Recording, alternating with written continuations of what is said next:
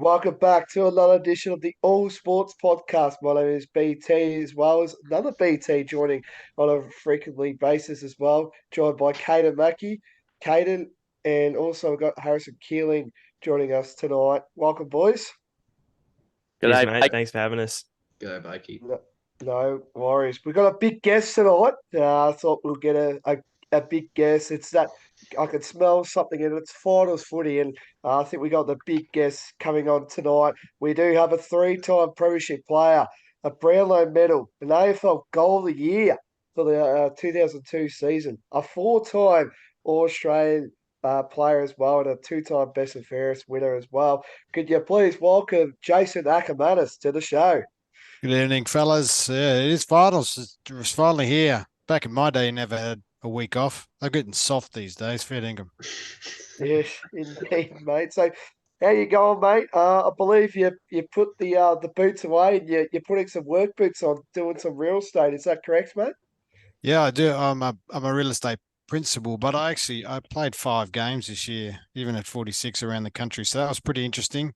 They Yeah. still pay me to play, which is crazy. Anyway, I've also just been named the Australian coach for the upcoming Tour to Ireland, which is 40s to 50s, and then I'll play in that one because I'm 46, and then you've got the 50s to 60s, so I'll coach that. They've actually got the very first time they've got the girls team, so that's over 35s, so they've got a good coach, a female coach. So that's next March, so that'll be good. But yeah, no, real estate, man, up here is crazy. It's so crazy, so much going on.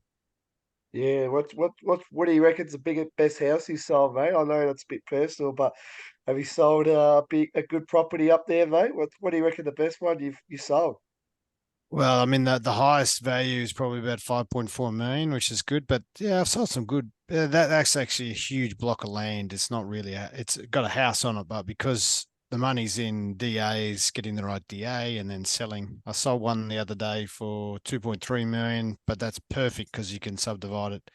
Yeah, they're usually, I mean, most of the time you sell anything from 300 to 5 million, somewhere in there. That's usually pretty good. But, it depends on the house and your clients. Got a rent roll. So, you can sell a few of them. Units are a bit of a pain, but yeah, probably 5.4 million would be the highest so far. Yes, indeed, mate. So I'll start off with some questions. Our panelists will also give a few questions as well. But my first question is how was your Brisbane Lions Hall of Fame night? I know that was last Wednesday night. I've just got a two-part question as well. So how was the night? And did it feel weird that Craig McRae was in the building? I know he's a Collingwood coach, but did you feel weird that a little spy was maybe around? I know he was a premiership teammate of yours, but did it feel weird that he was there? Oh, not really. I mean, Craig and I, he was my best mate in that particular group. And I'd sort of, until I moved back to Brisbane 3 years ago, I used to see him all the time. He wasn't obviously Collingwood coach then. So I'd stay at his house and, with his new wife, I think he's going to be a father for the third time in 4 weeks. So yeah, it wasn't really that weird. I mean, we had Chris Scott in the room as well, Nigel Lappin, Justin Leppich, who, of course, in the opposition. Nearly all of them, hardly any of them worked for the Lions. So it was a really cool night. It's great to see all my old teammates. I think as the time goes by, 20 years, I mean, there's so much more love every time we see each other and appreciation. So that was really cool. We had Brownie and Blackie get inducted as legends. So they've gone above the Hall of Fame. I find that a bit weird. I'm pretty sure my career was fairly good, but maybe because I played for another club, I didn't quite get the elevation early. And then we had, and Craig got inducted, of course, Daniel Bradshaw. So it was a really, really cool night. And it was great to see all of the boys. I think only Vossi didn't come because he was down at the All Australian. You had Daryl White, who knows where Daryl is. And then Brad Scott was the only other one. So everyone else was there. It was really cool. Yep. Moving on. Boys, got any other questions? Now it's your turn, boys. Come on. Yeah, Step I'll it rip, up. I'll rip one to start with. So Blakey's gone about the Brisbane Lions. I'm going to take a bit of a left field one. Got a two-part question again. How loose did you get on Mad Monday and footy trips? And then a second part, who was the loosest on those trips? I'm not really. I mean, I'm not a big guy, so I can't drink that much. Those guys, some of the bigger guys, are just crazy. Because they can drink for days. But yeah, I think Mad Mondays. I wouldn't say that I was loose anywhere because I'm not one of those guys. Plus, my profile's too high to be doing any of that crap. But I think, the maddest guy I ever saw, Craig McRae used to run them, but I always thought the loosest guy I ever saw was a guy called, well, he wasn't with us for very long, was Adam Euskis. And he's crazy. He can't just have one beer, though. He has to have 10, 15 beers. But I did see Jonathan Brown he wasn't loose. He just amazing, just drink. And then, because he doesn't smoke normally, but he gets on these footy trips and then he smokes. And then finally, after about 5 days of eating not much and drinking and smoking, I'm pretty sure he was rolled up in his his hospital room, like in the fetal position. He'd clogged himself up that badly. So, I don't think we've seen Martin Pike was pretty good, pretty loose, but Yeah. nothing illegal, nothing untoward, but just a whole lot of fun. Well, that's good to hear then. It's glad to hear that. I'll pass it over to Caden for the next question then. Rightio. Yeah, we'd love to hear that, Acker. As Blakey touched on earlier, you're a 3-time premiership player. Does any of those premierships in particular stand out? Like, what was your favourite one? Or are they all the same? No, they're not the same. No, the first one's really good because we won. That's always the hardest thing, to win that first one. You never know how many you're going to win. But the 2003 one was really good. I'd won the Brownlow in 2001, and I wasn't really at the top of my game coming into that grand final. So I didn't really play my best, and that's always disappointing.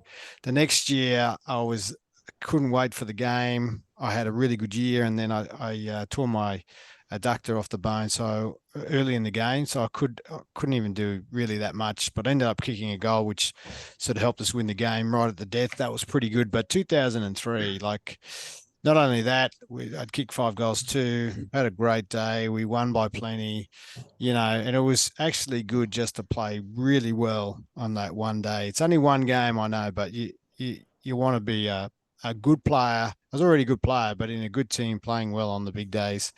And that's my favourite.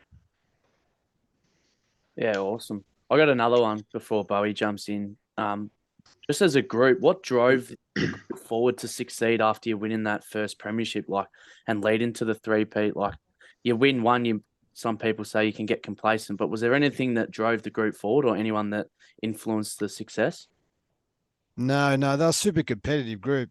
We had so many, we're quite lucky because we came last. I think it's actually because we came last, that was more motivating for us to become successful because of how bad the club was, and it was very divided and had groups and all this kind of crap. So Lee really just galvanized it with Phil Jauncey, our Dr. Phil, brought in Victor Popoff and Peter Stanton as physios. We had the great doctors in Paul McConnell and Andrew Smith. So, all that combined with the group kind of moving into the right age bracket. Like when I won the Brownlow, I was 24. So 24, 25, 26. And I set a bunch of records, inside 50s, goal assist, I think, which was only just broken this year with Myers. So, yeah, I mean, you need all those facets going well, but I just think we had, like, mentally we had another level, but physically we had another level. So if you look in that era, you had Port Adelaide, who the Lions play on Saturday. They were unbelievable, but they just went as hard as they could all year. Now, I'm not saying we weren't, but, we had different things, travel and a few other things. There's always it's another level of energy that we could bring anyway. We would in September most of the time, and that's probably why even the 2003, we just had a wonderful 5 quarters. That last quarter against Sydney, and then, of course, the 4 quarters against the Pies. So, sometimes it looks like it's going one way, but that group being competitive, experienced, they could run all day. They had lots of talent. That they put that all together, and I think that's why we nearly won 4. Yeah, awesome. Akka, first of all, thanks for coming on. My first reaction was that I got a bit excited. So thank you very much. What was you won the Brownlow, obviously, 04. What was probably your best? 01. 01, sorry, my bad. Probably should have won one in 04 too, but it's another story. What do you reckon? What do you reckon your best asset was of that year? Because I personally reckon your kicking was unbelievable, and it's what set you apart. As you mentioned, the inside 50s you broke that record. So what do you reckon there? I was just the best kick ever played because I could kick both feet. I could kick 65 both feet. I could hit short, medium, long. That's really the only one in my era who was nearly as good around goals was Darren Jarman. He was a freak. He's unbelievable, but he didn't quite have that depth of kicking. So even goal of the year was left foot, even though I would kick for goals right foot. I kicked 2 goals from 60 meters against the Bulldogs in 2004, and it went over the fence. It was a 70-meter kick, like unbelievable. So I suppose there's one thing to be a good kick. There's another thing to coach it. Like it's pretty much whenever I coach someone one-on-one, it's nearly always kicking. And I suppose it was good because I had to teach myself. No one knows how to kick. It's quite amazing. Even now, you kind of either got to work it out, or you get someone like me accidentally along the journey that teaches you how to hold your hands properly in that. But I was very quick over 40, but I could run all day. I was a very good 400-meter runner, but I had enormous amounts of power. And I think the timing and the power, even though I'm not 190, I'm only 177, but because of that and that real strength, that's why I could kick so far. My skills were, even today, the standard has gone right up, but there's still no one that can sort of do those things even in this era. Yes, indeed. Just a quick one, mate. I saw my brother did that celebration. But what was your favourite celebration? Was it this one or the handstand, mate? I know you're a big celebrator when you kick the ball for the big sticks. But what's your favourite celebration? If you had to choose one, what would it be? Oh, bless you. Well, I think who was that dying in the background? Someone's got a fur ball, I reckon. No, I think the best. I mean, for me, the handstand was mine. It was awesome. It meant we won. It's at the end of the game. It's pretty cool. I mean, I sold more hot dogs and cokes because everyone would stay to the end, and I had to, move around the stadium. One weekend it'd be at the west, then it'd be down the east side, north, south. So it was always like that. I mean, that goal, that particular game in 2005 in the wet, which was the best game I've ever played. I had 35 touches, I had 12 tackles, kicked 5 goals, like just unbelievable game. And that reaction was, I couldn't even plan it because it was the second goal late in the third quarter. I just come off for a rest. I didn't even need a rest. And to kick that goal was kind of spur of the moment stuff. So the handstand was always the best thing. And it's so cool when I used to play at the Gabba and I'd go in at halftime, my wife would be up in the crowd and she said the little Oz kickers would come out and then they would play. And then the team that won, even though there's not really a game because they don't keep score, they all ran off and did the handstand. I thought, that's pretty cool. That's good to hear, mate. I Thanks, just got a mate. quick question as well. In terms of we all play footy here, even Blakey does on his odd occasion. On the bar, that's all Yeah, he's doing. he does. What would you say is the number one skill or thing to learn in order to make yourself better? Kicking. Yeah, Kicking. If you kicking. can't kick, you won't get anywhere. I mean, Yeah. I'm pretty sure you could teach. You could teach them if you're quick and got pace. If you got pace and you got skill, you've got a chance. I mean, you can always make quick guys run further, but you can't make guys who have good endurance run faster. It just never happens. So you look at the Lions team at the moment, like Dane Zorko, who's got that real quick and that powerful kind of physique. Even Charlie. Like if you don't have it, you can't really make it to a certain level. Like, don't get me wrong, like Paddy Cripps, a very big man. You can lope along but he's still got a turn of pace. It's not that quick, but he's still got it. And if you don't have it, you're not going to get far. So, coaches love guys who can kick the ball because you want the hands, the ball in the hands of the good users because you're going to be a better team. But, if you could tackle, that's great too. Coaches love tacklers, but if I could, even now when I help my 15-year-old daughter with her team, most of them haven't played yet, but look, give me someone with pace. And when I coached, give me guys with pace. It's so much easier to coach. So pace and kicking skills, if you don't have them, it's a bit harder. Cheers, Zach. That was good. Thanks for giving us that.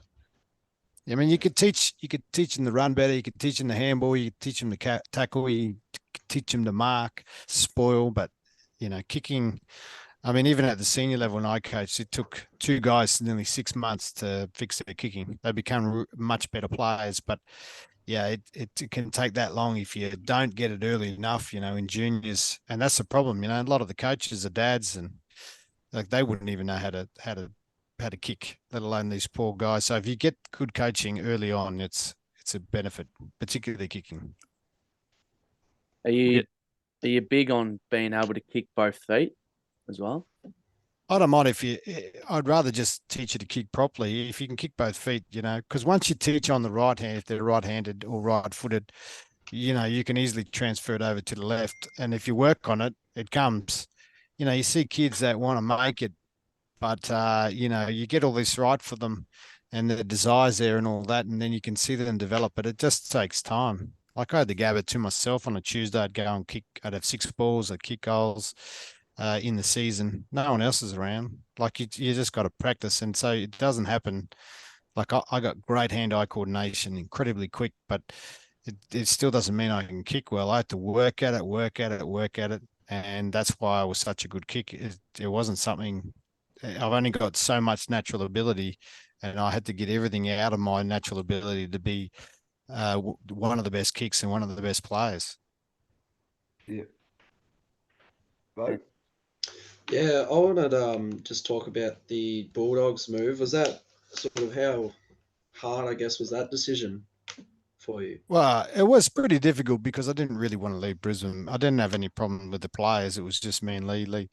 Lee was getting the shits, but I was getting the shits because Lee's coaching had just gone to the to the Wolves. It was pretty bad because we didn't have the list. He wasn't really. He's probably checked out a bit, and that didn't work for me. I wanted to keep winning. I want to win, so it was easy to get out of the club. I had two really good offers. One was the Bulldogs, which was a 3-year deal at 450,000, which just sounds like a lot of money. But today it's, you wouldn't even get out of bed for that. You're probably earning 650, 750 for the same kind of career that I had if you move clubs. And then he had the Essendon. Essendon had a 2-year deal, but it was 400 grand a year. I was 30, so I was coming to the back end of my career. But in 2009, I was the Bulldogs' leading goal kicker, and probably should have got all the shine. Let's be honest. And it just staggers me that I was the best small forward in the game. But to go to the Bulldogs at that stage, that just won their first final against Collingwood the year before. We didn't make the finals in the first year, but they did a big review, and that's because Rodney is a lunatic and just trained us too hard. But in the end, when he got that right, we played in the next 3 years, 3 prelims. So I think I made the right choice. And in the end, with Essendon had Kevin Sheedy still then, and I was worried they're going to sack him, and they ended up sacking him 12 months later. So, look, out of all the choices I had, which is really only 2, I could have gone to Geelong and would have won 3 more flags, but I wouldn't have got the money I deserved, and that was really key because in Brisbane for the last many years, probably the last 6 years, I was always underpaid because I was in such a star-studded team. You had Vossi and Lynchy and, big money guys. Craig Lambert was there. Then you had Blackie. You had all these superstars that really deserved to be well paid. So it was really difficult to get well paid. So that was part of the motivation. If it was just to win flags and I was a bit younger, then Geelong would have been a good idea. But in the end, it was the Bulldogs. And I was lucky because I had an assistant coach. His name was Darren Creswell, who was up here, and he was really good mates with Rodney. And so if it wasn't for him, I probably wouldn't have got such a good run to get to the Bulldogs. Indeed. Yeah, so now we're just going to move now to the finals preview. I know it's a big finals for you coming up as well with your Brisbane Lions, but we'll start off with you, Caden. Obviously a beloved Magpies fan. I know Acker kicked that winning goal, that famous winning goal. Caden wasn't really happy back then, but talk about the Pies, Caden. Big final coming up.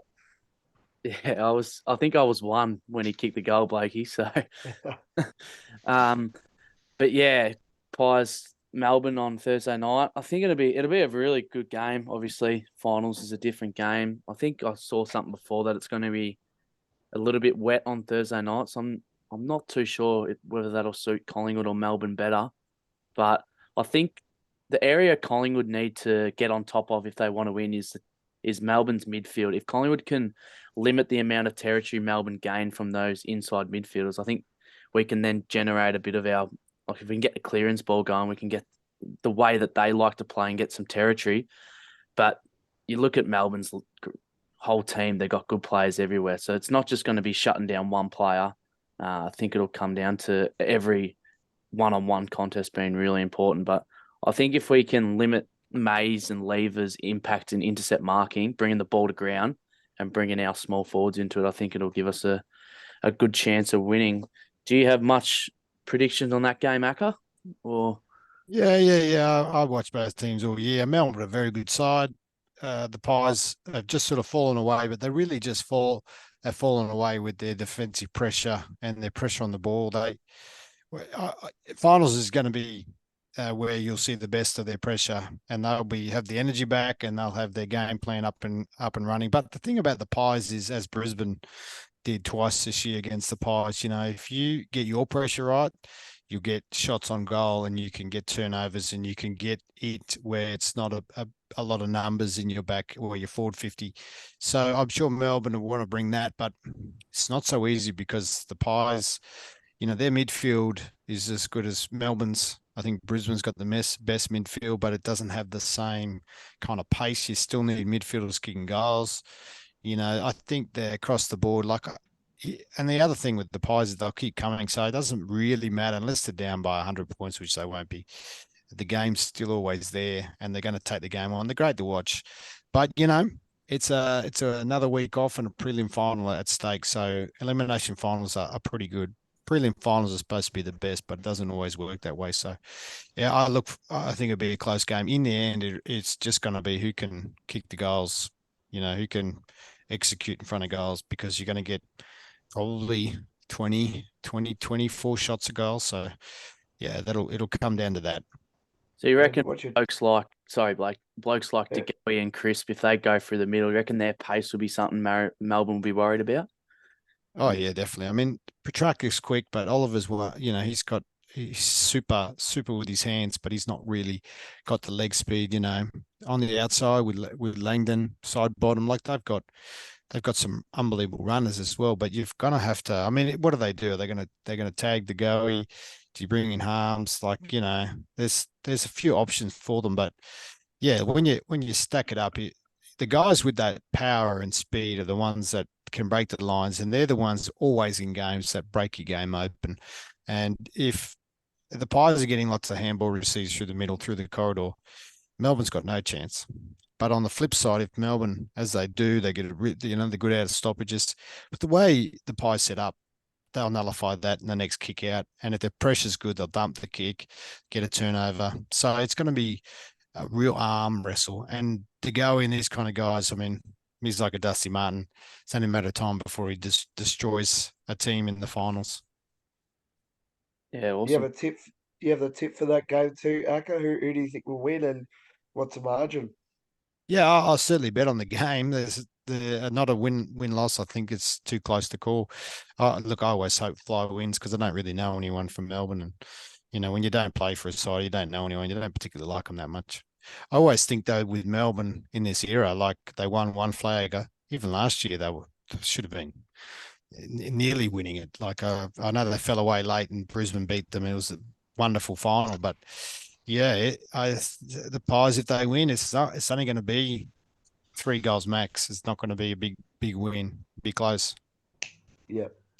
All right, we got Bo now to read out the Carlton Sydney game. Yeah, obviously, there's going to be a pretty tight one here as well, even with Carlton back in form through the later part of the year. But yeah, I honestly don't know personally where to go on this one. The last 4 games I've played, it's been Sydney Carlton. So yeah, it's a bit of a tough one here. Carlton, obviously, their midfield is the key for them moving forward. But Sydney's run off the halfback will be a match for them as well. Aka, you got any insights to this one? What do you think for this game? I don't think Sydney are going anywhere near as good as last year, of course, but I don't think they're that difficult to stop. Carlton match up very well against. I think Carlton will have a good victory. I mean, all you got to really do is stop Ed Gilden, probably Blakey. There are other runners who are good players, Mills and probably the way Warner's playing. Like they're good. you can't stop them all. But if you want to stop one, you're like, Ed's such a good runner, Ed Goulden, that you want to be up close to him. And when Size have tagged him, they've beaten Sydney. He's such a good link player. Blakey, if he gets handball receives at the halfback, like you can nullify those guys pretty easily. And Carlton, the way that they'll set up, like everything else, Sydney will be paranoid about their goal kickers, obviously Curnow and Mackay, but it's the lesser likes that can kick goals on you, multiple goals, you know.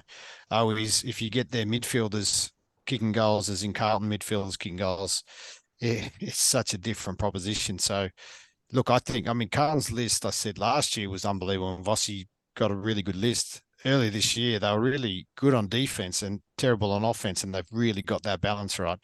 So, yeah, good luck. I mean, it could be close, but I don't expect it to be a few points. It may be, but I think Carlton are actually going better, particularly last week or last game against GWS, who just been fantastic. 110 on the road away from home. They've had a wonderful year. Kingsley's done a great job. They're more of the dark horses because they could probably beat everyone the way they play, but I still think they will learn a lot of lessons out of that, and they'll be much tougher to beat this time around. Carlton should win. Yeah, so we do have a die-hard Saints fan as well, Big Hazza. Talk us through the Saints game, mate. Yeah, so me and Caden are actually going to this game as well. So we're going on Saturday afternoon. It's going to be a good game. GWS coming in is probably the informed team of the comp right now. So if they continue that, they've been real good defensively. Same with St Kilda though. So they're probably right now the two best defensive teams, I would think, in the league. And that's probably where the game is going to be won or lost here, up forward for both teams, seeing whether they can break through the defense and score from inside 50. What do you think, Acker? What do you think of the game? Yeah, obviously Saints had a great year. Rossi's done a great job, as he always. I actually played with Ross in his last year. He's always hard, hard man, always. And having played against his sides, they're always very defensive. But, I saw them against Brisbane in the last round, and Brisbane could have easily won by 60 points, just missed a bunch of goals. I think GWS are a much better team at this time of year. Saints were awesome early in the year. GWS, the way they can nullify their really good players, Sinclair, they're real A graders, and I think their defense is actually a bit better because they're bigger bodies and they're younger players, actually more talented. And so if they get on a roll, which it's only a matter of time, there'll be a 10-minute window, and even though GWS are grinded out, and the Saints will still be up there and defending and pressure. The problem with the Saints is that they don't have enough shots on goal. Last time against Brisbane, they were very efficient, but that's a one-off game. It's only because Brisbane had so many points did they actually get such efficiency inside forward, even though they were great when they got it in there. But I think with GWS, they have more people that can score, more players that can score. They don't just have one, two. They've got 5, 6. You look at the guys that score outside of Toby Green, who's been a wonderful player again this year. Man, you can't stop them all, and that's the problem with GWS because they win all over the park, and then they have goal scorers who can come from anywhere, midfielders, forward, sometimes even their defence. So, yeah, it's going to be a tough one for Saints. That goes back to your saying, Acker, about being straight in front of the goals. Like it can change the game, can't it? If you miss, and especially in a final, like if you're not good in front of goals, that could be it for you. Yeah, well, you look at what happens when a guy, it's sort of this, it becomes like this, continuum. When you miss a goal, as Joey did from like literally where no one would miss it, straight in front of goals, all of a sudden, when you kick the next, I don't know, 8 or 9 behinds. But Brisbane in that game kicked 8 out of 9 goals from the goal square. So it's almost an unheard of game. I played in the game where we hit the post. This is when I play for the Bulldogs, 11 times in a game. Wow.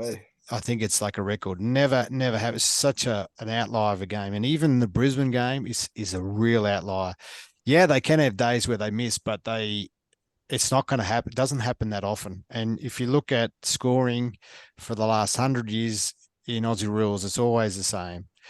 100 shots of goals, 100 goals, 100 points. There's the odd lie where they kick out in the full, but within range, and the money shot's always on that sort of 25 out on a small angle. Brisbane aren't going to have two games like that. It's just, it's actually like almost mathematically impossible. And if you're going to miss and they're kicking goals from, you don't want to, if you're playing against the Lions, you don't want them to kick 8 out of 9 goals from the goal square, put it that way. Yes, indeed. So I get the privilege of talking to you about the mighty Brisbane Lions.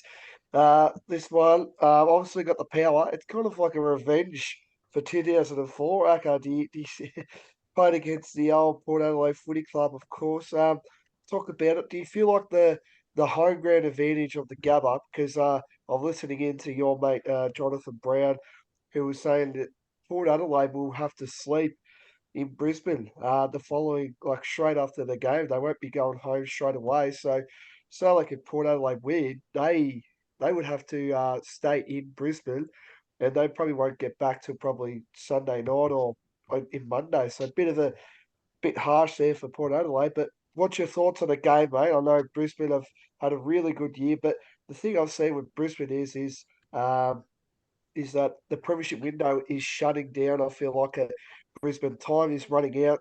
Do you feel like this is the team that could, win a premiership for them? No, they're not running out. I mean, last year they were third youngest side. I think if you look at the guys who are getting too old to retire, I mean, you only got Danny Rich and he's not playing. Gunston maybe. Like you really those other guys aren't anywhere near retiring.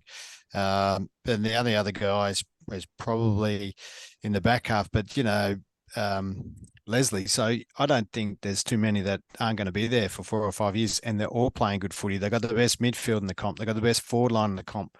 So to play against Port are, if you can shut down Butters, you can shut down Rosie.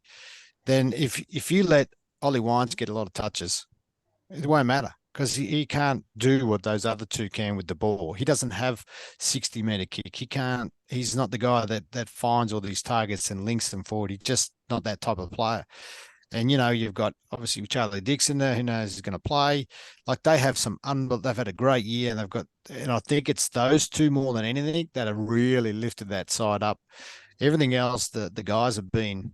Houston's been great. They've got a lot of stars across the lines, but the boys at the Gabba, the Lions, I mean, undefeated season, and I think they want to keep it that way. They've lost 2 finals by a grand total of 4 points, 3 points to 1 point. So it's not like they haven't been there. It's not like, except for maybe that COVID year where they won all at home, and then that was probably just a fortune of the circumstances. But ever since then, they've been a top 4 side pretty much. And, a bit like, everyone thought that Geelong was, too old. And last year they came out and their back half was unbelievable. And this year they dropped away. But, and that is purely because of the age of the list. But so now they have had to play all those young players. But the Lions, and I don't see them dropping off anytime soon. But they also know that you need to live in the moment, and now is the time to win. You've got 2 home finals. You win this one, you're going to a prelim. The energy will be up. They're nearly impossible to beat at home. So, yeah, they know it. The competition knows it. If you want to win one game at the MCG, just win the grand final. Yes, yes, and just like I feel like what I've seen with the Brisbane Lions, and this is my opinion, I've really liked the Brisbane Lions this year. I think they've had as you said, they're undefeated at home. But I feel like this is my prediction, and you might like this, but I feel like if Brisbane can win their first home final, I think they can win the premiership. And that's in my eyes. But I feel like if they kind of lose, they'll have all that momentum dropping down, and they're going to be facing an informed probably Giants or St Kilda side. So it's going to be hard. But what's your thoughts? Do you agree with my opinion saying that if they win their first final, they can win the whole thing, or do you go, yeah, Oh, I think they can go anywhere and win, but you probably would rather. I don't even know if they have the. I don't think they have the bye before the grand final, so it's just like bang, bang, bang, bang. So it's going to be, if you lose this one, then you play every week. That can work for you. You play at home the following week, which they'll win, and then you got to go somewhere else and play. What are they? They depending on the loser, Melbourne and the Pies. So yeah, there's a lot of unknowns, but no doubt they want to win this final, and they want to win the prelim. they've been so close before, 2 home finals. It's what you work the whole year to do. I don't think they're going to say that, the Q's in the rack. They absolutely, and last Wednesday, I said, no one's going to give it to you. You're going to have to go and earn it. And they know that, and they will. I mean, they match up really well against Melbourne. They match up awesome against Port. They match up even better against the Pies. So unless one of these bottom part of the 8 teams, GWS or something, just throws up something, I think the Lions have them covered. So they'll be looking forward to really playing anything, anywhere. But you're right. You win that game. And if you're a betting man, the odds just come right in because they'll have that prelim final and it's going to be hard to beat them at home. You going to the game on Saturday night, Acker? Yeah, I'll be calling the game for ABC Radio. So there'll be 4 people and a dog listening. It should be huge. I'll be there. Are you doing the special comments, mate, or you calling the game, or boundary rider? What do you? What are you I'm doing? just special comments. Yeah, just Okay. there's Yeah. got a couple of callers. I'm not sure who's going to come up from Melbourne, but Quentin Hull will be doing one part of it. I'm not sure who my I think it's I do know Matty Primus, which is ironic because Matty was captain of Port Adelaide versus Brisbane. They had a great minor premiership run. They were really good. They were one of our biggest enemies.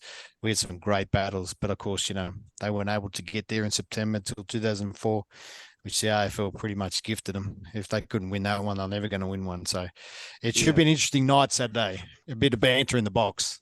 Yes, I hope so too. It'll be pretty good as well. I just want to ask you as well, who will be your Brownlow? Do you have a clear standout in your eyes, or do you feel like, obviously Nick Dacos is probably the front runner at the moment, but can you see any other players that could potentially steal it off in maybe even?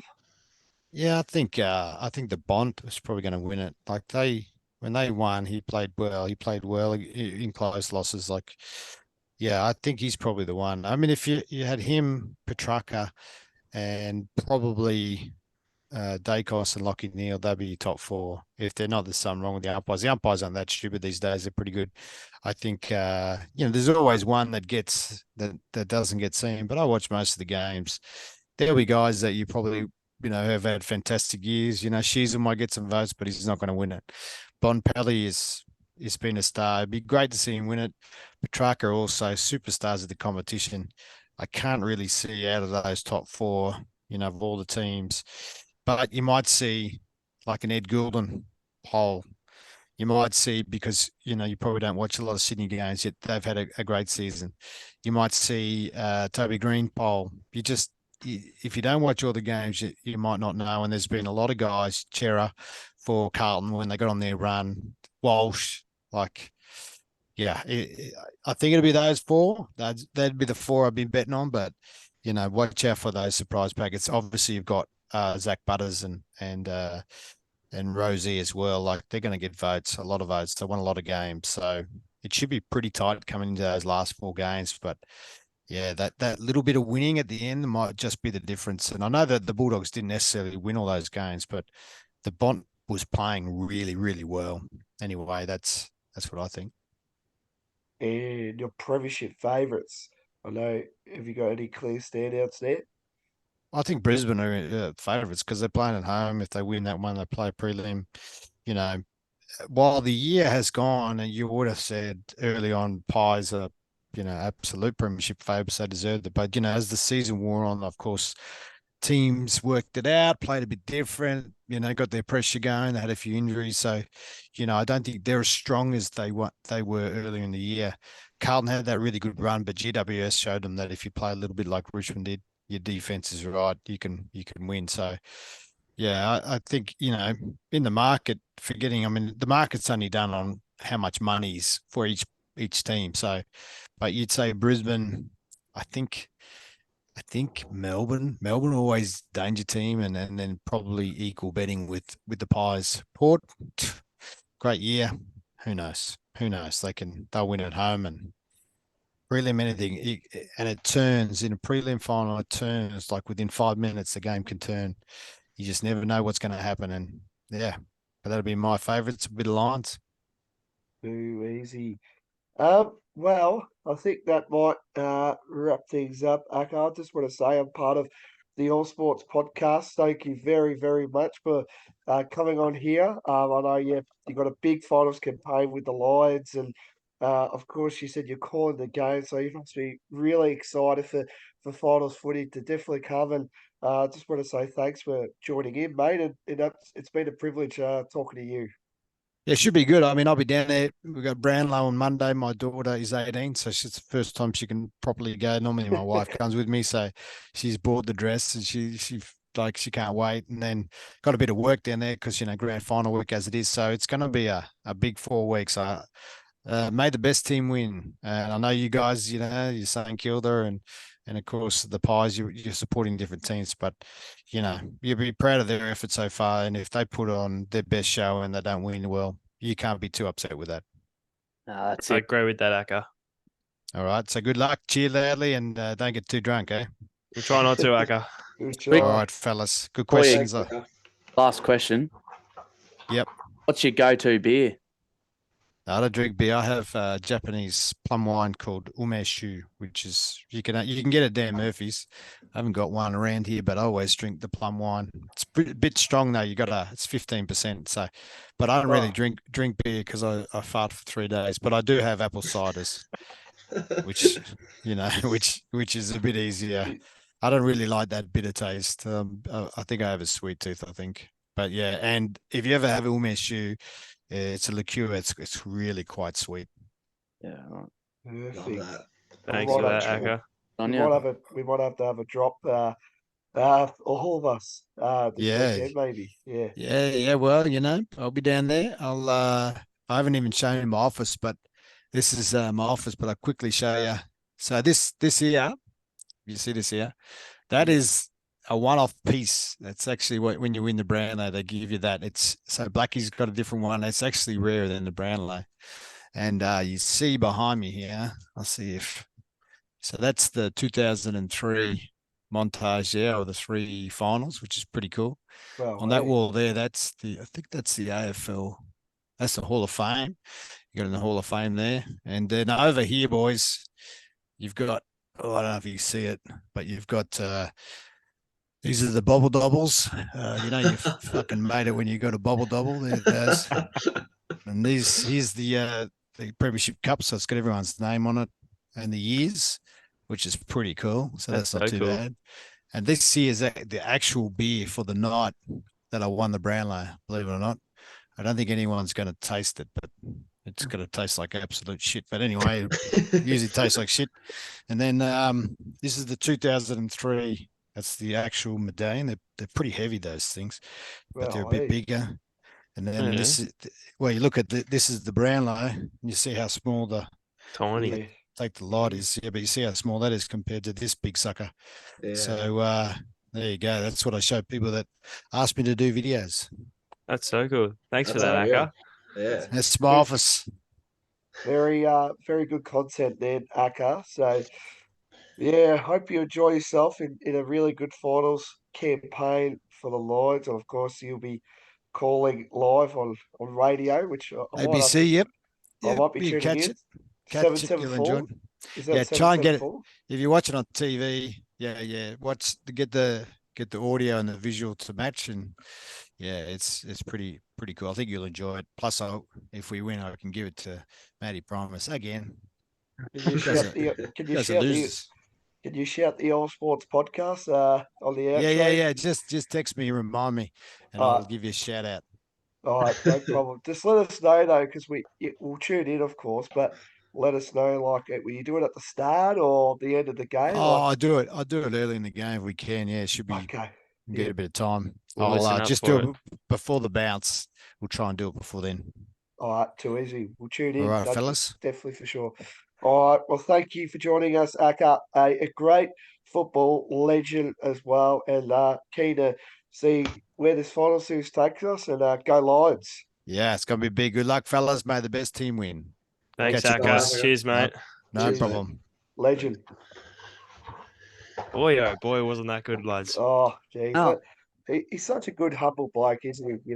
Brownlow medalist, and he's definitely one of the best sporting characters I've ever talked to.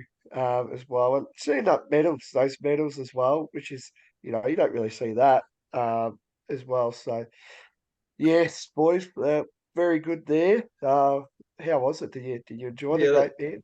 you Yeah, had a nice fair few words early for you, mate. So yeah. Yeah. Said you look What do skinnier, mate. How you feel about it? Jeez, I don't know about that one. You been I hitting you're the gym, definitely, have blushing you, now. Blakey? I must have. Yeah. I like how he said I was the barman at the footy club. Don't mind that one. Mm. Yes. Alrighty. So we got a lot to talk about as well. Geez, that was very good by Acker to give his time and efforts for that. But Harry, I want you to do your favourite little thing that you do. Yeah. Bring Oh, it you home, Harry. are you Here we go. ready? Is everyone ready? Here we Here we go. go. Come All on. right. Footy, footy, footy, footy. Yeah. Yes. Mate, that is, I have to say, right, even though I wasn't on last week, that was one of my favourite bits while I was away. So there you go, Harry. You I'm do an glad you amazing. enjoyed it, mate. Yeah, while my voice gave off of me, Yeah. it was great. So anyway, we've got a bit to talk to you about, but I think we'll start off with you, Caden, because in the West Gippsland League, because your mob got up on the weekend. They did, mate. I won't get you to pronounce them because We might get in trouble. controversy about the way you pronounce it. But the Inverloch Kongwak boys had a good win on Saturday. They beat your Phillip Island by just the 1 point at Yep. Gone Recreation. So I think they go straight through the grand final. So it's I'm actually heading down to Inverloch on Wednesday. So I might pop into the SB and have a few beers with Dill, the captain of the Inverley boys, and see what he thinks and who he'd rather play. But yeah, from all reports, it's going to be a good grand final. I think they play the winner out of Phillip Island and who did we say it was before? Goon, I think. Yeah, but you said, Oh, no, gosh, gone. yeah, that's what you said. And first episode, I said they were gone, and they've turned their season around. So I reckon their coach must have been listening to the potty. He might have been. Yeah. Alrighty, so we'll talk a bit about Eastern Football Netball League. Of course, the Premier Finals up and about, and what a way this game was. Roeville 1 point winners over the Mighty Eagles. So that was 13-7-85. Defeated Vermont 13-6-84. Big win there for the Hawks. They moved to their second consecutive grand final. It's more of a redemption year, boys. I know we're all Eastern Footy League fans here, but what do you think about that? Do you feel like it's a redemption year for the Hawks? Yeah, I was at the grand final, and it definitely feels like it, Blakey. After dishing up what they sort of did around this time last year at Bayswater, so I feel like they're in it for the hunt with that young squad. So it should be a great grand final for them coming up. They've been there, done that, so they'll be loving it right now. And they just quickly, they had probably 3 of their best players out as well, Roval. So they're just going to go strength to strength in the granny. Could be a big grand final for them. Hopefully, And they'll show out. and I also heard that I think Arundel, he will be back. I think Shrek will also be back just because I think the VFL Grand Final. I don't know where Box Hill will go, how far they'll go, but let's say if they get knocked out either this week, so if they get knocked out this week, those boys will be available. So there That's you go. So who I was meaning, and Tyler Edwards as well, because he yeah. Casey, and they're out of the finals now, so he'll be back. Yeah, so there you go. So big ins there for the Hawks. And another big loss, which I was very disappointed about, was the Ball Footy Club. They lost 14-34 to Donny East, 8-11-59. I said last week that they would be my favourites, and they disappointed me like there was no tomorrow. Just absolutely disappointing. I felt like Ball, they had their guns playing really good footy at the right time, and Donny East just shut them all out. What do you think about that one? Well, me and Bowie went and watched Donny East the week before, and I'm assuming they've done what they did to East Ringwood and just bashed them up in the midfield. Blokes like DeLuca, Appleby, and Phelan really went to work on East Ringwood's midfield. And looking at the best players that they've done it again. So I think that's their one wood, Donny East, and because they don't really have many key forwards, do they, Bo? Like they got Tom Bell, but they didn't look too. Their small forwards did most of the damage when we went and watched them. Yeah, definitely. I felt like their small forwards won in the game in a way. And also their half back lines just outstanding. They all love the long socks, those boys, as well. So get around that. But yeah, no, they're definitely the midfield is where it's won at, I feel. Yeah, they just got so much talent in there that it pays off for them in the end. And Taylor Dooman didn't play on the weekend, so I'd imagine he will come back in to that lineup. Was he injured? He got injured against East Ringwood, yeah. So There you go. And of course, now we've changed our attention now to First Division, and No, we won't, Blake. me and Bowie's Montrose side had a very disappointing loss. Yes, I know. 5-8-38, defeated by Mitcham 10-4-64. Bo, you've played. Obviously, I don't want to give out my suggestions because it'll be pretty bad, but how was it? Just to let everyone know. Obviously, I've let my emotions out with a few people, including with a couple in this podcast, but talk about that. Yeah, not much to talk about other than disappointing, to be honest. But um, oh well, there's always next year. I don't think came out at quarter time and had a nice 4 goal lead, but just didn't compete with them for the next 3 quarters. And it felt like we were a bit fatigued, to be honest, in that last half. A few boys were battered and bruised, had a couple of injuries, whatnot. But yeah, they had a few good players in, so they were running high. I think we only kicked 2 goals after the second quarter, so yeah, it's pretty disappointing. Yes, that's what I said indeed. during the week. I said I can't remember who I said it to, but I said I wouldn't be surprised if Montrose get done in this game, just because I reckon that South Belgrave game was so tough. I reckon that you guys were a little bit bashed up from it. You had a few injuries, and it was a tough contested game. Do you reckon that their outside run just got on top of you? Yeah, definitely think so. Even the game before that, we only won in overtime, like that. Yeah, it always, as much as you don't want to say it, it does take a toll. And then yeah, definitely Mitcham's, you know, their outside runners. Yeah, they were running all over us in the end. So yeah. So there it is. So Montrose officially out. So next week it'll be a Mitcham v South Belgrave grand final. So that's for the first division.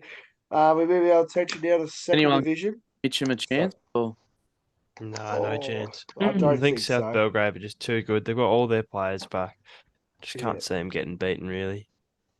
yeah, I don't think anyone's touching South Belgrave. A perfect season. So yes. Um, so now we move to second division. A massive shock. This one gave me a shock. Heathmont 12-10-82 defeated Templestowe 10-9-69. Wow, the Jets are just flying at the moment because they're into a grand final coming from fourth position, boys. Can you believe that?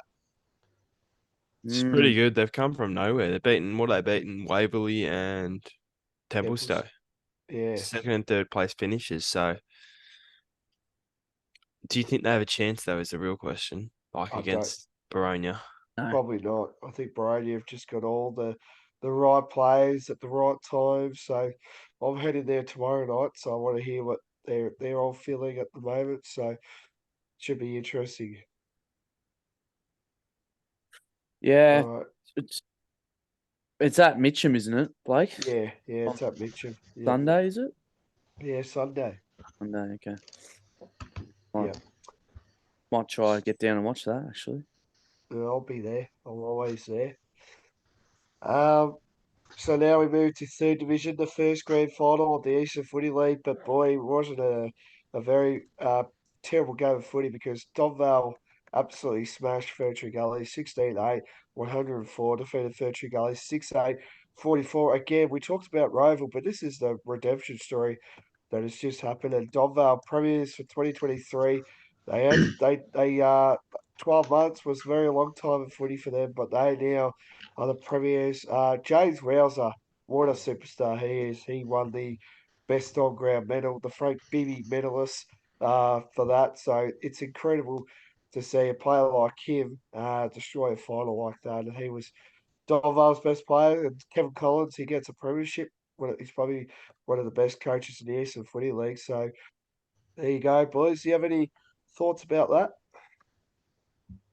No, not really. I didn't really take too much notice of Div 3, but from what I could see, Donvale looked like the clear-cut favourites and pretty much did it how everyone thought they would.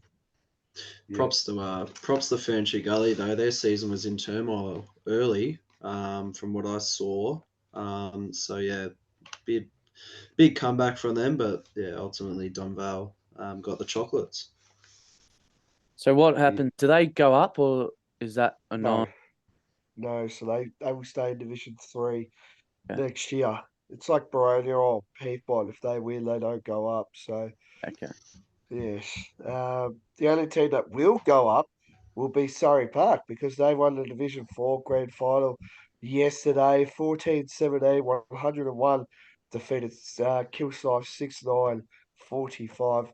I thought the Cougars were in a really good chance to win it, but realistically, after half time, Surrey Park kicked by a three-quarter time. They kicked 6 goals, and Kilsyth didn't score after half time. So they kicked 1 goal after half time. So very disappointing by Kilsyth. But geez, Surrey Park, they look like a really good team at the moment in my eyes. They're a very young team, and I wouldn't be surprised if they're up there next year in third division. Yeah, I watched this game live on the tally, and that last quarter, wow, that was just a whitewash. I don't even know how many times the ball went inside Kilsyth's 50, but it wasn't much. They were celebrating with the horns, as Blakey said, the EFL meter man. So they were loving it, Surrey Park, and they had a massive fan group as well. I didn't even know how many people supported Surrey Park, but yeah, they got around it as well. So Well, good on them. their reserves were in the grand final before the seniors, so they probably would have all stayed They there. no, Pardon? they lose. Yeah, they lost, but I think the seniors made up for them. So big win for Surrey Park, big party, Mad Monday. I hope they're doing a Mad Monday today, which is great. So should be exciting there. FIBA Basketball World Cup. Anyone want to talk Hang on, about that? hang on. Oh, okay. Got one more to talk about, don't we? Yeah. Hey, What's The that? the boys from Powtown, Here we go. Oh Yeah. no. back-to-back premiers, if you don't mind. Mate, I'm sorry if there's any Powtown listeners. I hate Powtown. Just the way they did it this year. They won the premiership last year and they didn't want to go up. So that just shows that they're They weak. did. They wanted to go up. It was a gifted premiership in my eyes. That's in my eyes, and I don't think they should be celebrating realistically. I'm sorry for all Powtown listeners, but I'm saying the truth here. They should have gone up. They should have taken on board They're not going up, mate. and They didn't have a choice. yeah, well, they should have. They should have pleaded and saying that. So I'm sorry, Powtown listeners, but to me, in my eyes, it's a gifted premiership. So there you go. They only just lost to Alex by 10 points, mate. They didn't fucking blow him out of the park. Yeah, but still, in my eyes, it's a gifted premiership. That's my opinion. So Used to be yeah, grumpy because Montrose lost, are you, mate, still? didn't you guys make the grand final and lose your fair? Didn't even make it. here we So go. there you Here Didn't go. you not make the grand final? Anyway, moving on. I don't Hey. want to talk about Powtown. Don't we Yeah. Can't we do a little review? Me and Harry were there. Yeah, we were there, standing in the sun. Were you at the game? Yeah. Yeah. I had no go- shoes on for the whole game. Yeah, Go can't you for it. tell those two boys' faces are bloody like a tomato standing in that sun? Yeah, go on, give a review. Yeah, we'll give a review. I went and watched Box Hill and Casey for a half, and then I went up to Powtown, and I'm driving up to Yarra Glen, and I had the stag, me old man next to him who was hungover. He was asleep. I was driving, and Harry calls me. I'm like, what the fuck's this bloke on? I thought he was asking me how far away I was. And I said, yeah, g'day, mate, what's going on? He goes, just a quick question. You don't happen to have spare shoes in your car, do you?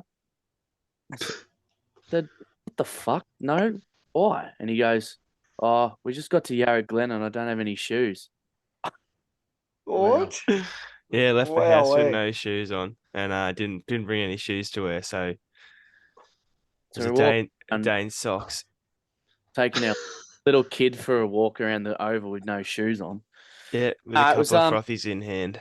yeah, good game. But there was a pretty big wind, probably a 6-goal breeze. Powertown kicked 6 in the first, and then Alexandria were back in front at half time. Massive crowd, Huge crowd. different crowd, a lot of different cats from Powertown and Alexandria. But Jamara Ugelhagen was there. yep, Was he? Yeah, we What? ran into him. Yeah, Well, geez, I would have think he would go to Yarra Glen. he might actually like Powtown, maybe, yeah, unlike Yeah. some people. and yeah, we had a few red ponies while watching, getting sunburnt. And then, but how's this, right? So, have you guys been to Yarra Glen's ground? Not Yeah. for ages. But you know how big it is, right? Yeah. It's a massive ground. They bring the boundary line 10 meters in on each side. Oh, more than 10. It'd Yeah, be serious? Yeah, I have close to noticed that. 20. Close to 'Cause 20. It's The like, la- what the so- fuck are you doing? Like, you get the ball if you're playing, you get the ball in the back line, right? And you automatically kick towards the fence because that's where you think the boundary line is, right? Yeah. The amount of times people kicked it on the full because they thought that the boundary line wasn't there was ridiculous, and it absolutely rattled me. So Yeah. Yeah. But yeah, I think the last time I was at Yarra Glen was the Warri Wanda game, and yeah, you are right. The boundaries are they're brought in a lot. So, and I remember the famous since we're talking about Yarra Glen, they had marquees. Did they have the marquees up there? No, not this time. Oh, well, there's a reason why because I think when Warri and Wanda they don't really like each other for starters, and Robbie Allen. We all know Robbie Allen, I'm sure. Yeah. Had a little swing at this bloke, and the supporters didn't like it, so they actually broke the marquee fence. All the supporters. So this one marquee fence is just been totally destroyed by supporters because of this one guy. So sheesh. yeah. Alrighty. So FIBA World Cup basketball. Anyone want to talk about that? Yeah, I'll give it a whirlwind. There you go. I don't really fully understand what's going on with it though. It's really weird. So you go through your first like group stages and the top 2 from each of those come through. But then like I don't really understand what's going on. USA lost the other day. They still make it through to the knockout stages. I'm a bit confused on how the whole competition works. So I don't know. Hey? I thought you could lose one game and still like have a crack. Is that still the case? Yeah, well, Australia only lost 1 game, so Yeah. I don't know. Because they're not having a crack at it anymore. So I Yeah. don't fully understand what's happening, but last 4 like quarterfinals now, you got Germany and Latvia playing, Lithuania and Serbia, USA and Italy, and Canada and Slovenia. So still a lot of good teams left. Do we have our picks for who we think's going to go all the way? I still think Canada. Yeah, I'm I with like Canada with Blakey I like or Bowie. Germany. I'm liking Germany at this stage. I think they're doing okay at the moment. The mighty Germans. Dennis, Hayden? Dennis Shooter's playing well. Yeah. You got Germany or who you backing? I'm on Canada. Yeah. Yeah. I think I said earlier episodes, I think Canada will go pretty well. So I'll stick with Yeah. There's not really too much to say, but I think at the rate he's going right now, Dennis Schroeder is dominating that whole competition. So Yeah. it'd be good to see him keep going and fire up. Could potentially push them towards the final. Can we just talk about the Beavers quickly? I thought it was a very poor performance. I reckon it was more poor coaching, I reckon, by Gorge. I know he's a great coach and all that. He's done the loads and all that, but Do you feel like it was poor coaching by Gorge in that final against Slovenia? Uh, I Yeah, I think there's been a bit of talk about his coaching and stuff, but at the end of the day, you lose Jock Landau at the start of the tournament. You really they didn't really have much of a chance. Like they haven't got a pure centre, so that doesn't help. Um, yeah, I think Yeah, it's probably he's on the urge for the Olympics now. I think yeah. Ryan, but Yeah, Wow. Brian. Alrighty, so now we're going to move our attention now to the Big Bash draft. Uh, I'll go through the picks, boys, but if you want to tell us after I do the picks, who do you think won the draft? I'll do it. We'll do it after. So pick one, the Adelaide Strikers. It was a retention pick, so they got back their homeboy Rashid Khan. So he was pick one. The Melbourne Stars. I reckon this is the big one. Harry Brook is coming to the Stars. We all saw him in the Ashes, and I think this guy's got some potential about him as well. Tom Curran will be back to the Sixers, retention pick. Chris Jordan will be at the Hobart Hurricanes. Quinton Dickcock will be at the Melbourne Renegades. Alex Hales will be back at the Thunder. Colin Monroe is signed at the Brisbane Heat. Of course, he was a Perth Scorchers player. Of course, Perth Scorchers had to pass. They're going really well at the moment. Rickett Ralph, will be back at the Melbourne Stars. Jamie Overton will be at the Strikers. Sam Hain will be at the Hurricanes. And Mujib, I can't pronounce his name. You're ramen. Mujib, that's his first name. Yeah. Uraman will be at the Melbourne Renegades. Boys, give me your thoughts. Who do you think won the draft there? I'd have to say the Stars, I reckon. Yeah, Stars won the draft. Or Sixers did well to retain Tom Curran and James Vince, though, along with Ahmed, who's an up-and-coming leggy, I think. yeah. So you're probably looking between those two teams right there, I would say. Perth Scorchers did well to get Zach Crawley that late in the draft, though, They did, you're not wrong. on earlier. It There's says a few of them, though. it says he passed. Like they did have a pick, the Scorchers. Yeah, they went Zach Crawley and Laurie Evans. They got them late. They didn't take one on their platinum or something, I think. No, they didn't take their platinum. They just took their gold and silver. Oh no, there's more. Sorry, I've got more. Hang on. So Sam and Khan will be at Sydney Thunder. So I've just scrolled through here. James Vince will be at the Sixers again. Sam Billings, of course, was a Thunder player. He's gone to the Brisbane Heat this year. Zach Crawley, as we touched on, and Laurie Evans will be at the Scorchers. Paul Walter will be at Brisbane Heat. Both the Sydney teams, Thunder and Sixers, pass. Renegades pass. Corey Anderson will be at the Hobart Hurricanes, and Strikers and Stars passed. A couple of interesting selections here, not much. I don't think we can talk about here because they're all random players that I don't even know that are playing. So there you go. Uh, Now, Caden, I know you like talking about it, but it's spring carnival time. September's here. Oh, Do you want to give us do you want to talk about your spring carnival and what are you looking forward to? yeah, I'm looking forward to it. I'm mostly looking forward to just watching J-Mac do his thing. Obviously it was a bit. I'm not sure if anyone watched Nature Strip retired on the weekend, which was a little bit upsetting, and didn't have its best of run on the weekend, which was probably the decision that they made in the end to retire it. But yeah, it's going to be interesting spring carnival. Lots of group ones. I obviously can't really preview any Yeah. coming up, but it was good to see ex-AFL player Will Hayes, a Group 1 trainer winner, so well done to him. But yeah, looking forward to sinking a few beers while having a punt on the spring carnival. Bowie looks keen as mustard at the moment, so yeah. You know what? Tommy Lynch's horse got up, so I'm a happy man. Yeah, him and Jack Rewalds, yeah. Yeah. What a fucking horse! There it is. There it is. Whip it, J-Mac. Whip it, yeah, that's it. Yeah, well, actually, my friend who I work with, shout out to him.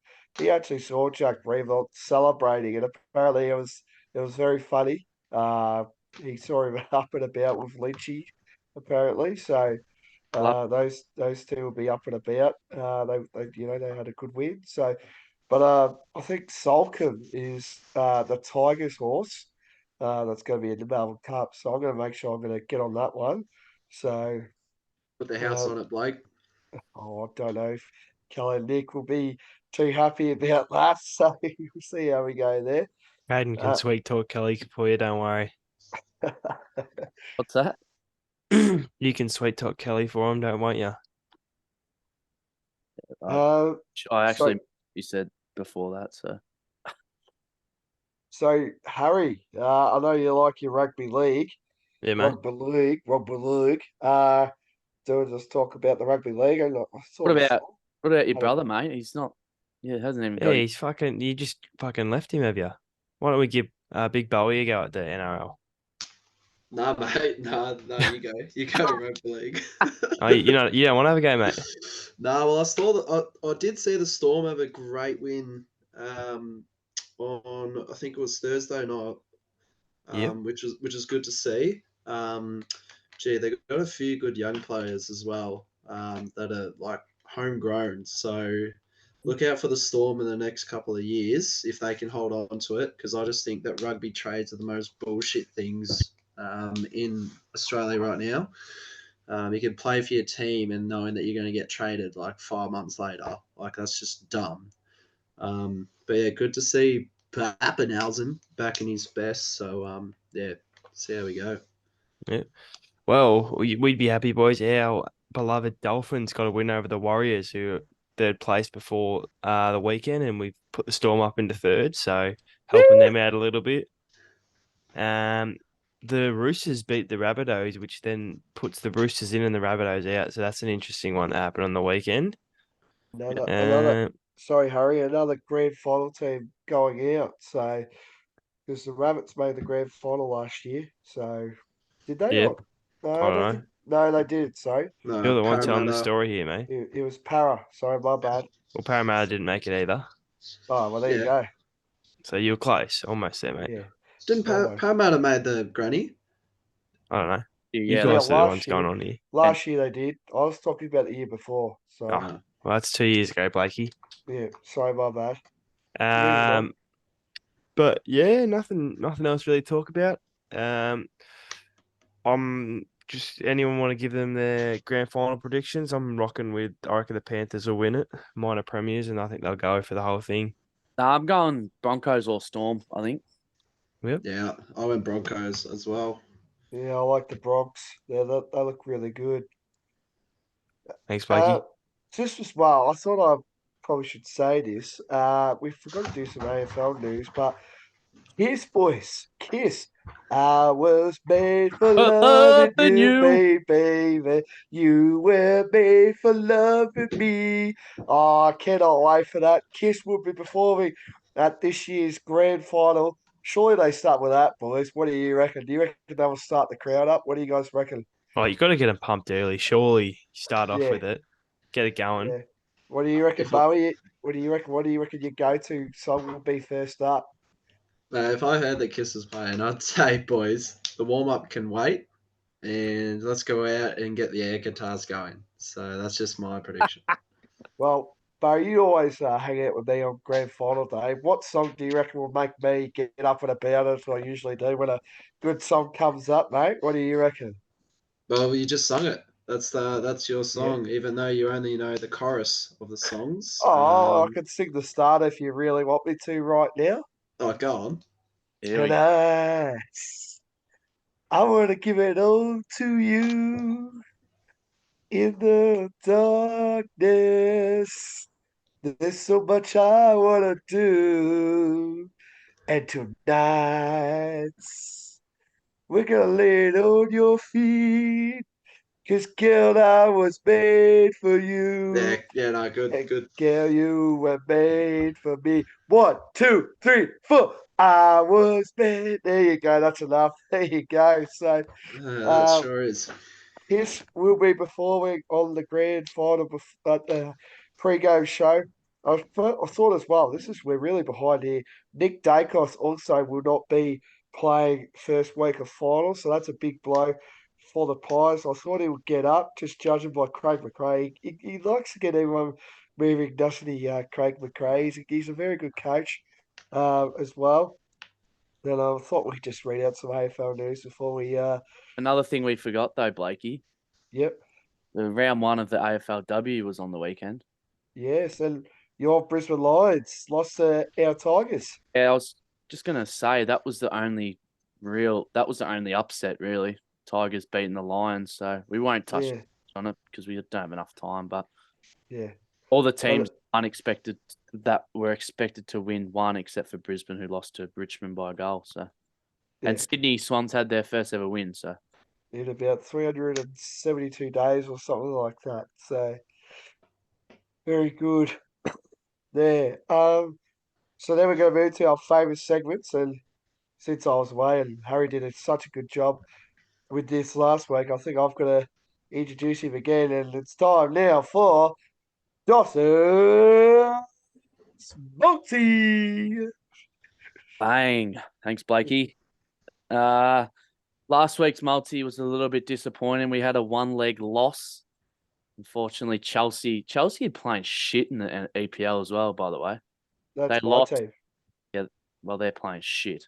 They lost to Yes. Nottingham Forest 1-0. So, fortunately, the multi did not win because of those fucks. But anyway, on to this week's. We got Brisbane to beat Port in the AFL, $1.45. Brisbane to beat Port in the women's as well, $1.17. Gold Coast to beat West Coast in the AFLW, $1.24. I'm back in Canada to beat Slovenia in the FIBA Basketball World Cup, $1.25. And then I'm back in Newcastle to beat Canberra Raiders in the NRL, $1.23. So you put them together, you get about $3.90. So a little low on the odds this week. And my hot tip this week is race 3 at Randwick, Kensington on Wednesday. Number 8, Captain Amelia. J-Max on it. So you'll Put fucking your house on it. Put your house on it, Kaden. What do you reckon? do it because it's a beautiful horse. So I'll be screaming, "What a fucking horse!" at the PAB after it wins. So look forward to that down at the MVSB. Boom, boom, boom. Boom, boom, boom. We need to put that video up on our Instagram page because that is one of the best videos going around. We might have to. Might have to be the intro for the to let listeners know. So now that I'm back and Bo had his first stint, he took over my chair. Bo's actually got his new segment. So take it away, Bo. Bowie's Ruffy. That's Bowie, right. love it. What do you reckon? Yeah, I rate it. Cool, Yeah, calm, nice. cool, calm and collected, mate. Did Yeah. you steal that off Talking Footy, the little segue that they do there? No, I don't even listen to that, mate. I only listen to All Sports podcasts. Oh, jeez. Humble to the audience, which is great. Anyway, guys, we won't even go from last week's Ruffy. I have only lost the mortgage. That's about it. But anyway, we'll continue on. As always, gamble irresponsibly. Italy to beat USA in the FIBA World Cup, $9.50. I actually don't mind this one because USA previously in their last game has been shithouse. Melbourne and Collingwood draw, $51. Now, obviously, there's a bit of rain going on, so low scoring game, not too much going on there. Melbourne Storm versus the Broncos. Melbourne to get the win, $2.34. That will get you a nice number of $62.84. And you only have to put $1.2 million to get one of the new Tesla. What are that? Cyber trucks. One of the new Tesla trucks. So, that's a guarantee. And make sure everyone jump on it. I want to see everyone's bet slips after this podcast. and yeah, gamble irresponsibly. Thank you there to Bo. I think Caden's trying to show his stuff there on the bet slip on my camera. So I had a little think, and I had a few listeners come out and say, "What's going on with Blake's little segment? It doesn't make sense." But yes, I will change it up. It's going to be called now "Fair or Overreaction." That's what I think it's called. I think me and Bowie had a little debate during dinner, which is really good dinner tonight. Kelly, Bowie. right? Kelly's a bit sick, so shout out to her. Hope she's getting well. But anyway, got a couple good ones. Do we feel like with the AFL this year, with the AFLW, right? Do you feel like they need to get there was no Marvel Stadium games.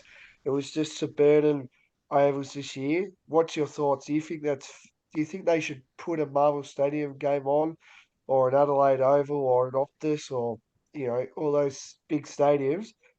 What do you think? Do you think that's fair or an overreaction? No, I think it's fair.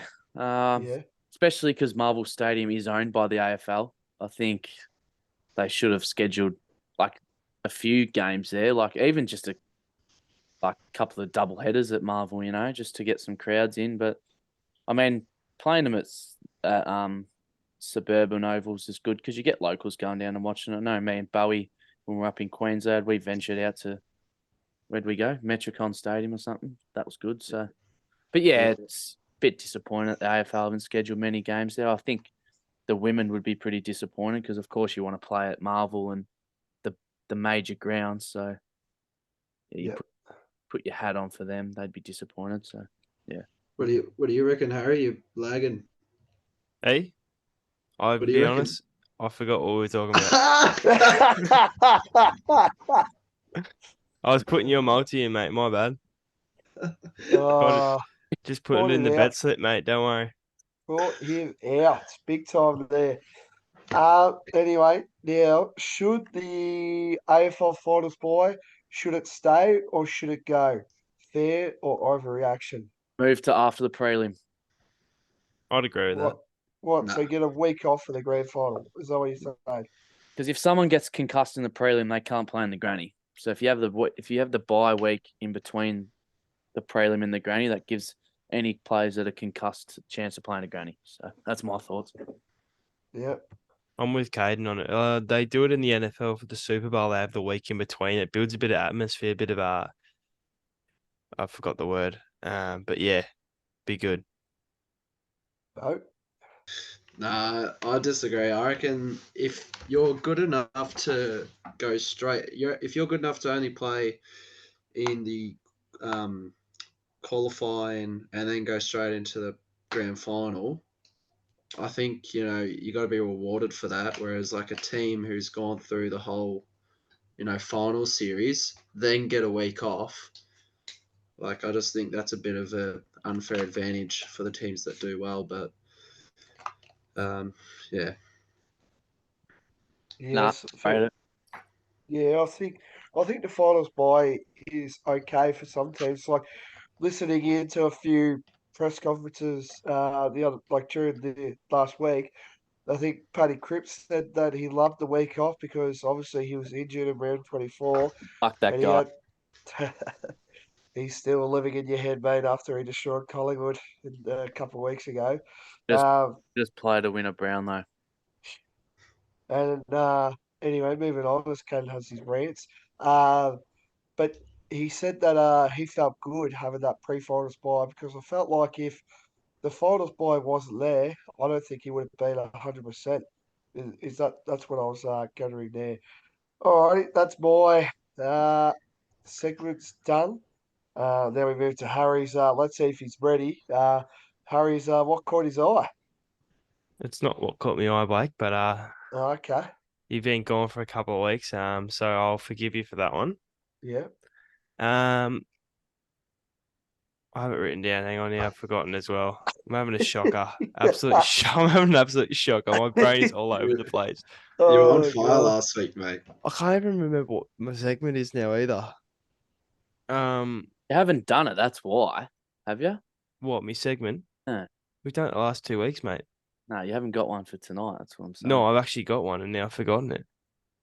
I had something to. Oh no, I've got it now. In the Big Bash League. So my segment is obviously hot take. Mhm. The Big Bash League will not be around in 5 more years. That's my hot take. Do we agree or no? If you had told me that 2 seasons ago, I would have said yes. But since they've introduced this BBL draft, I reckon it's gone up again. Yeah. Blakey? Yeah, I reckon he'll stay, mate. Kind of like the IPL. I thought that was dead, but that seems to be still kicking on. So I think they will stay, mate. Bowie? I agree with you, Harry. I reckon blokes playing around in pajamas. Yeah, I reckon that's soon to be gone.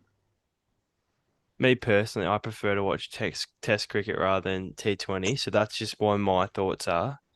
But yeah, it was good to hear from you boys. So Yep. Thanks for that, All man. right.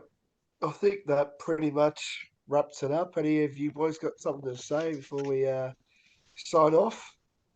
I do. Harry and Caden, what's your best advice for a good silly Saturday? What do don't you, go too hard too early. My number one tip. do you Seen mean that like, happen too many times. or like,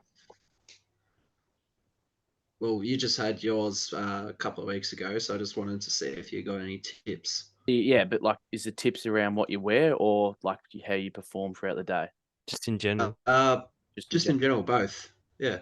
Don't be late. Yeah, Oh yeah. be on time. And if you're gonna come, have a crack. Like, you're celebrating the season. You're not fucking there to have a few drinks and then go home and have Slovakia night with your missus or some shit. Have a genuine crack. So yeah, that would be my tip. And If you have come dressed in a good costume. That's Don't come I as some. heard some rumors about yours, Bowie, and yeah, I love it. You like it? Yeah, very good. Yeah, we'll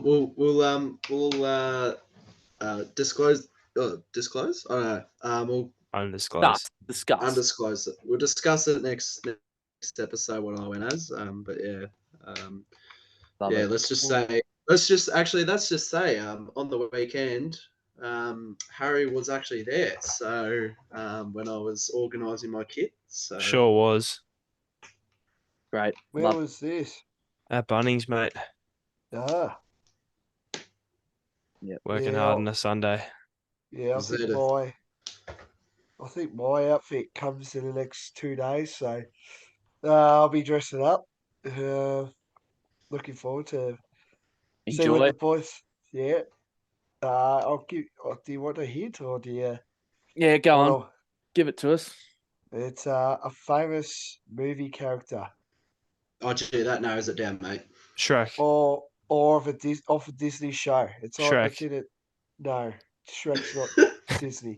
The Beast of Beauty and the Beast. No. It's a superhero in a Disney movie. Barnacle Boy. Mr. Incredible, Incredible. boys. Yeah. Mr. Incredible. Who's So your there Mrs. you- Incredible? Honey, Oh, where's my super suit? I don't know. I threw it away. Where's my super suit?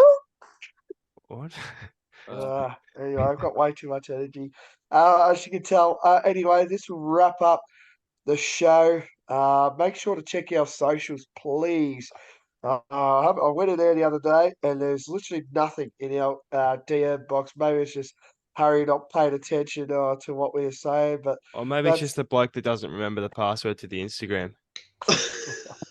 yeah, that's correct. Because it's logged back on my old Instagram account where I first started. So I don't know the email address, so that's probably why. But anyway, thanks for joining and listening. Thank you to Caden. Thanks, mate. Another pod done, and as you say every week, we're getting close to the spring carnival. Yep, can't wait. We'll have to. I think we'll get J Mac on for an episode when that comes around. We'll get him on. Yeah. Harry, you did pretty well today. I was pretty impressed, but just that little bit of an ending there kind of screwed you over that in the last bit there. No, I did well, mate. I did better than you today. So Yeah, it's very not hard. talkative. You're very talkative today. And Bowie, again, first time actually listening live. Pretty good today, mate. And I'm keen to see how we scrub up on Silly Saturday. I'm keen to see you Sunday morning. Take a few photos, boys, for Yep. us to have a look. For the socials. And if you're around Richmond, I think that's where we're going. The kick odds will be on then. So if you're around Richmond area or City, Me and South Harry Bank, are going to the footy final, so yeah. So we might catch you. I actually might rock the suit. What do you reckon? Should I rock the Mr. Incredible in Richmond? yeah, go on. You won't get let anywhere, but give it a crack. Yeah. All right. Anyway, this will wrap it up. Thanks for listening. Stay tuned next week. Big episodes. We talk about footy finals and all that. I think we're just going to thank as well Akermanis for coming on tonight. Really much appreciated by him. Legend of the game. Make sure to listen into that because it's an absolute belter, that one. So thank you all, and we'll see you all next week. Peace out. What a fucking horse!